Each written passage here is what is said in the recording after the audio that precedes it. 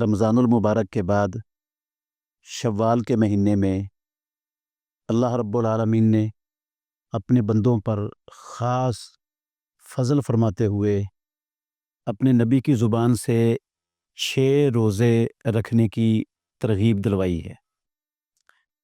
یہ روزے مسلمان کے اوپر فرض، واجب اور ضروری نہیں ہیں، مسنون عمل ہیں، مستحب ہے، افضل ہے۔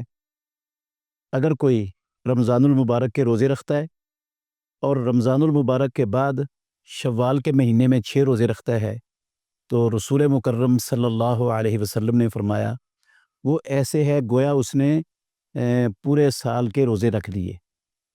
جو رمضان کے روزے ہیں وہ 10 مہینوں کے برابر شمار کیے جائیں گے، اور جو شوال کے 6 روزے ہیں یہ 2 مہینوں کے روزوں کے برابر شمار کیے جائیں گے۔ تو اس طرح یہ پورے سال کے روزوں کے برابر اجر اور ثواب اللہ رب العالمین عطا فرما دے گا، کیونکہ حدیث میں آتا ہے آدم کے بیٹے کا ہر عمل 1 سے لے کر 10 گنا تک اس کو اللہ تعالیٰ اجر دیتے ہیں، اور 10 سے 700 تک اور 700 سے 1400 گنا تک بھی اجر اللہ تعالیٰ عطا فرماتے رہتے ہیں۔ تو اگر 10 گنا کے حساب سے لگائیں اجر تو یہ رمضان کے روزے اور 6 والے یہ روزے یہ پورے سال کے روزوں کے برابر بن جاتے ہیں۔ بعض اہل علم ہیں ہمارے معاشرے میں جو کہتے ہیں کہ یہ حدیث صحیح نہیں ہے۔ حدیث تو صحیح مسلم شریف کے اندر موجود ہے۔ حضرت ابو ایوب انصاری رضی اللہ تعالیٰ عنہ اس حدیث کے راوی ہیں۔ کتاب الصیام کے اندر یہ حدیث موجود ہے صحیح مسلم میں۔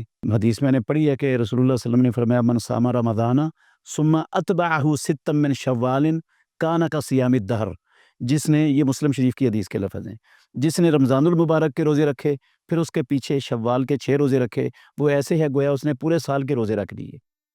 تو یہ جو شوال کے 6 روزے ہیں نا، یہ ضروری نہیں ہے کہ آپ عید کے اگلے دن ہی شروع کر دیں یا 2 شوال کو پہلا روزہ رکھنا ضروری ہے، ایسی بھی کوئی چیز کتاب و سنت میں نہیں آئی، اور نہ ہی یہ مسلسل رکھنے ضروری ہیں۔ جس طرح بندے کے لیے سہولت ہو، آسانی ہو، وہ یہ روزے رکھ سکتا ہے۔ کٹھے رکھنا چاہے کٹھے رکھ لے، اکیلا اکیلا رکھنا چاہے اکیلا اکیلا رکھ لے، جمعرات سوموار کو رکھنا چاہے جمعرات سوموار کو رکھ لے، ایام بیز کے روزے شامل کر کے رکھنا چاہے وہ شامل کر کے رکھ لے، جیسے سہولت ہے ویسے۔ پورے شوال کے اندر 6 روزے جب پورے ہو جائیں گے تو یہ صیام الدہر کا اجر اللہ رب العالمین اسے عطا فرما دیں گے۔ تو جب صیام الدہر کا اجر اس پر ملتا ہے تو پھر مسلمانوں کو اس میں کوتاہی نہیں کرنی چاہیے، بلکہ اس کا اہتمام کرنا چاہیے۔ خود رسول اللہ صلی اللہ علیہ وسلم اور صحابہ بھی اہتمام سے رکھتے تھے، ہمیں بھی اس کا اہتمام کرنا چاہیے۔ اللہ ہمیں سمجھنے کی اور عمل کرنے کی توفیق عطا فرمائے۔